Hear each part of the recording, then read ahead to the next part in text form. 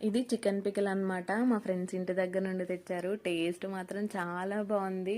తెలియకుండా చాలా అన్నం తినేసాను. లాస్ట్ వీడియో కంటిన్యూ చేస్తాను. లేట్ స్టోరీ అన్నాను కదా, మాకు ఆఫీస్ 9కి అయితే నేను 10:30కి 11కి అలా వెళ్ళేదాన్ని అనమాట. ప్రతిరోజు లేట్గానే వెళ్ళేదాన్ని. నా దరిద్రానికి ఎప్పుడైనా నేను ముందు ఆఫీస్కి వెళ్ళాను అనుకోండి, ఆ రోజు ఏదో ఒక ఇష్యూ వచ్చేది. ఎవరితోనో తిట్లు పడేవి. నాకు ఒక్కదానికే కాదు, అందరికీ.